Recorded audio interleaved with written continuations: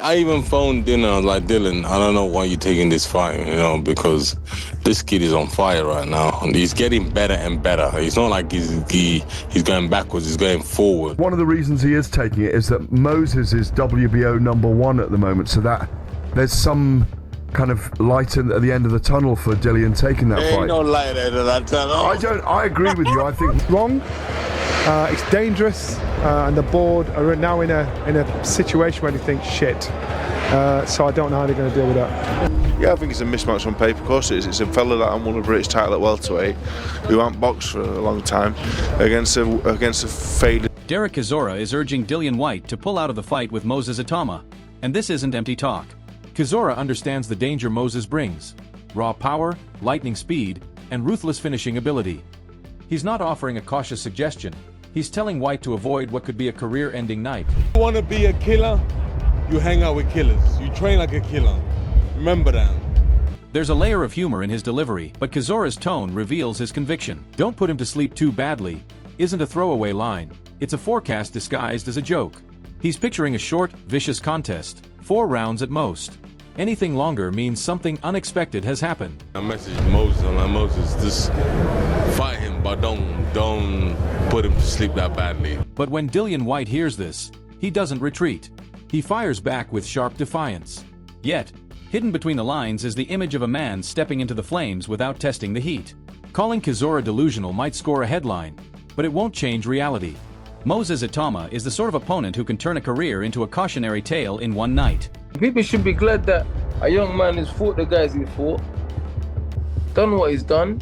Take the fact that you say, I haven't been scared, I haven't been hiding and running, and he's fought good guys and lost, come back and still fought good guys. He didn't lose and then come back and say, I'm gonna fight this. When Eddie Hearn calls someone exceptional, it's not just marketing. Moses isn't a manufactured hype job. He's the product of years of grinding, stacking up an amateur record most professionals would envy.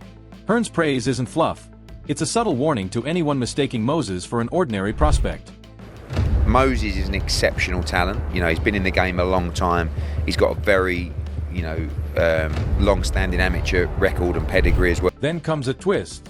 Peter Fury outlines 2 stark possibilities for fight night. He frames it as a pure gamble. Either Moses storms through the gates in record time, or Whyte drags him into a savage trench war. But that kryptonite idea only holds if experience can slow youth, power, and hunger.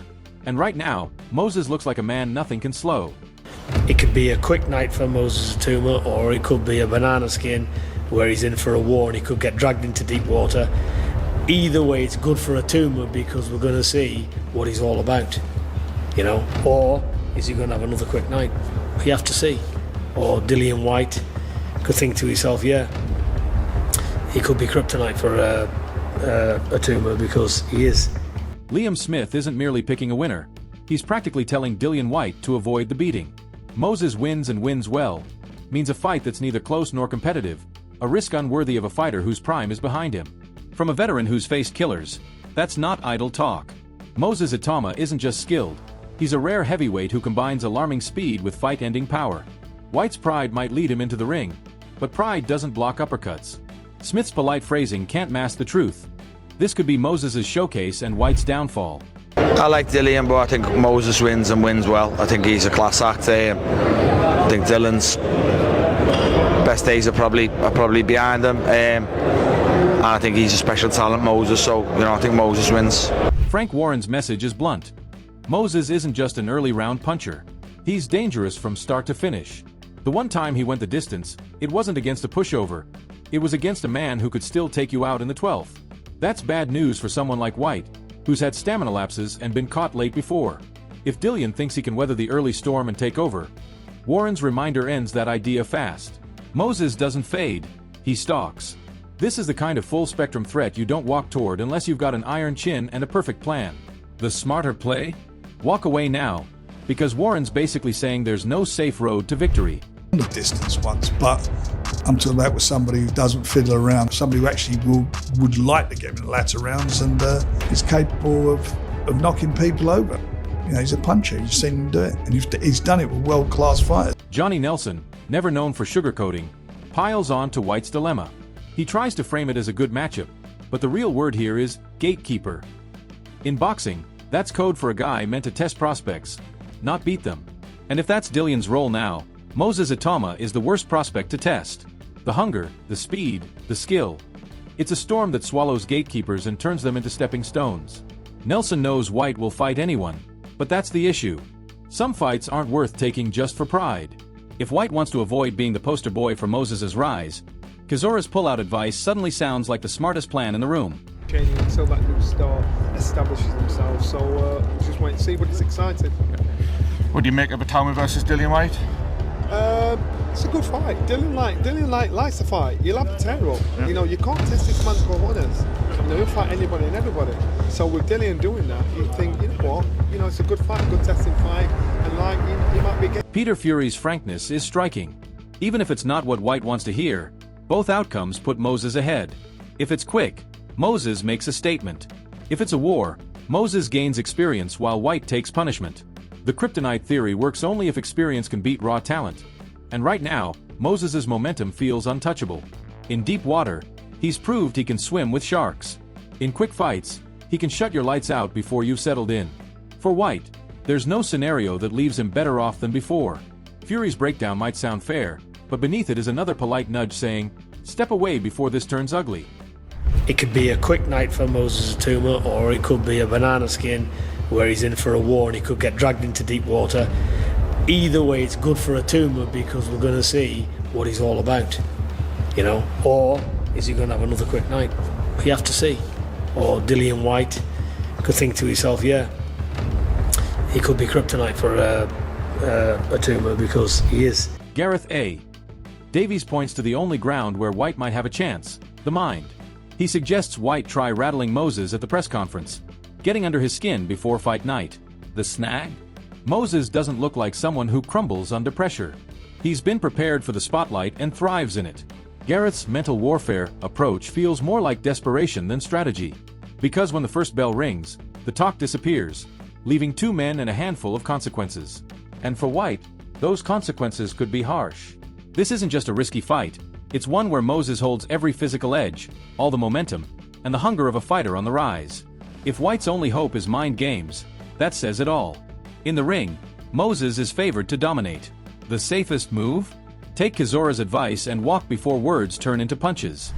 I was thinking about this earlier, Umar, and I was thinking that next week in Riyadh, Dillian needs to try and get in Moses' head in the fight week.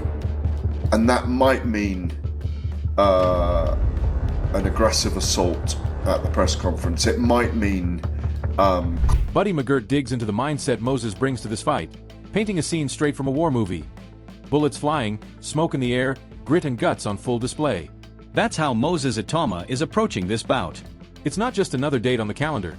It's a career-defining moment, a statement match, a line in the sand where the new guard warns the old guard their time is almost up. McGirt implies Moses knows exactly what's at stake, and that awareness makes him even more dangerous.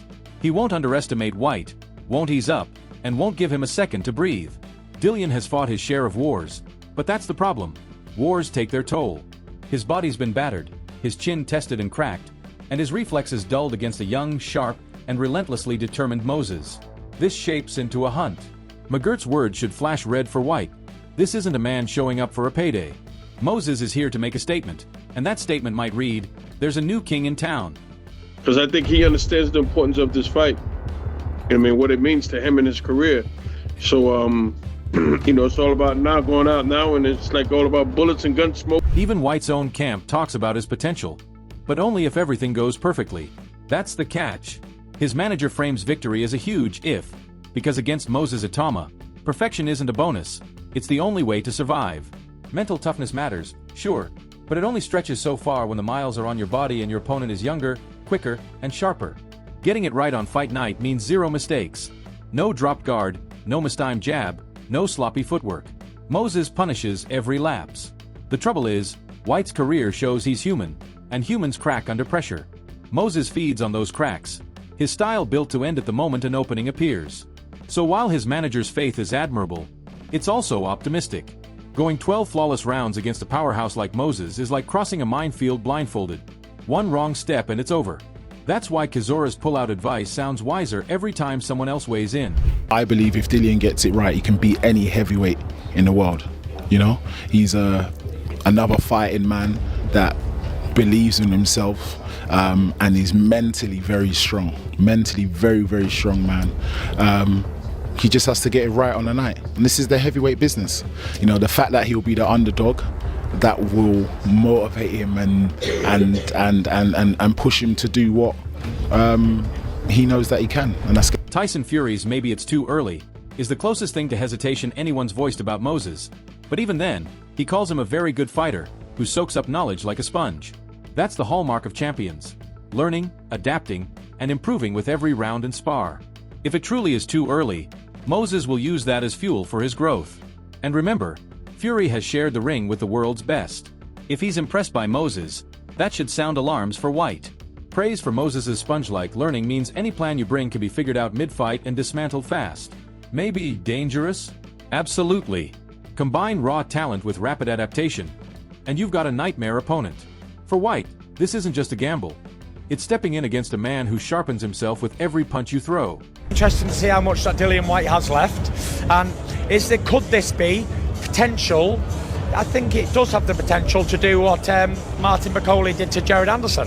Maybe it's too early, or maybe he passes with flying colours, and that's why you got to watch it and find out. But one thing I will say about Moses is he's a very good fighter, good little boxer, good puncher, and a lovely kid as well. It's like The tension around Dillian Whyte versus Moses Itauma has hit boiling point, and now Derek Chisora has made a bold demand shaking the boxing world.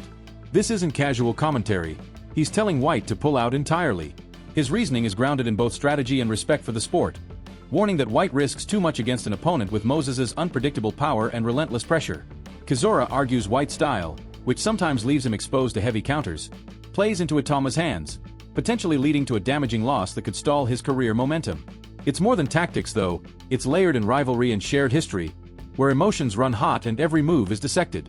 For fans, this has injected even more drama into an already high-stakes fight, sparking debate across social media and boxing forums over whether Whyte should heed Chisora's warning or face the challenge head-on.